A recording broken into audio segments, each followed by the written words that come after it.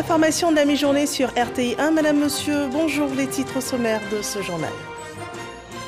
Accord transfrontalier signé entre le Niger, le Burkina Faso et la Côte d'Ivoire sur les systèmes de gestion des marchandises en transit par les voies ferrées et routières. Les administrations douanières de ces trois pays s'engagent à interconnecter leurs systèmes d'information. La journée internationale des veuves est observée ce 23 juin. Pour l'occasion, la rédaction met en lumière le statut social de ces femmes, pour la plupart vulnérables. Après le décès de leur mari, comment vivent ces femmes? Quels sont leurs défis? De qui reçoivent-elles un soutien? C'est un reportage à suivre.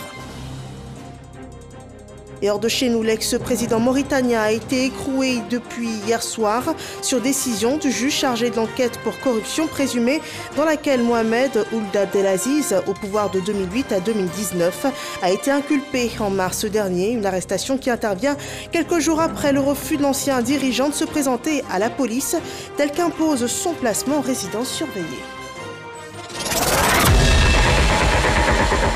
Bienvenue dans ce Trésor. Ce journal est traduit en langue des signes. Nous démarrons avec cet accord sur la gestion des marchandises en transit par les rails et la route. La Côte d'Ivoire s'accorde avec le Burkina Faso et le Niger pour l'interconnexion des systèmes d'information de leur administration douanière. Un accord qui s'inscrit dans le cadre du programme d'appui au commerce et à l'intégration régionale, suivant ces explications de Cheikh Koné. C'est désormais chose faite. 2 ans après le lancement réussi du système interconnecté de gestion des marchandises en transit SIGMAT par la route, le Niger, le Burkina Faso et la Côte d'Ivoire viennent d'être interconnectés par le SIGMAT par voie ferrée. Cette solution baptisée SIGMAT concernait jusqu'à ce jour uniquement le transit routier.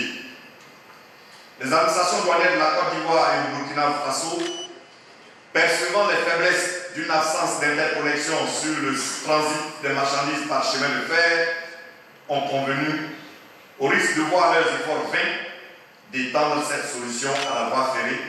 La signature de la circulaire conjointe du protocole d'accord d'extension du SIGMAT par les directeurs généraux des douanes des 3 pays est un moment historique dans la sécurisation de leurs opérations de transit. Le SIGMAT étendu au transport des marchandises par voie ferrée va ainsi permettre une traçabilité et un suivi dématérialisé de l'ensemble des procédures de transit entre les 3 pays impliqués. On avait déjà une interconnexion entre les systèmes douaniers de nos pays, la Côte d'Ivoire, le Burkina. Maintenant, nous basculons également à l'interconnexion pour assurer, on va dire, un meilleur suivi des transports ferroviaires entre nos différents pays, Côte d'Ivoire, Burkina et Niger. Et donc ça va nous permettre d'assurer la sincérité des informations qui sont produites et assurer un meilleur suivi du transit douanier dans nos pays pour éviter des déversements frauduleux sur nos territoires qui, à la fin de la journée, sont nuisibles à la compétitivité de notre économie. Et à terme, l'idéal serait que l'ensemble de nos pays soient interconnectés, donc pour nous permettre de mobiliser suffisamment de ressources au niveau de la fiscalité des ports pour financer nos économies. L'interconnexion des systèmes informatiques douaniers constitue une avancée majeure dans la gestion du transit. Cependant, elle ne saurait résoudre tous les problèmes, ont expliqué les responsables des services douaniers. C'est pourquoi ils réclament un renforcement de la gestion de la garantie et le renforcement de la surveillance par le recours aux nouvelles technologies, y compris en matière de géolocalisation.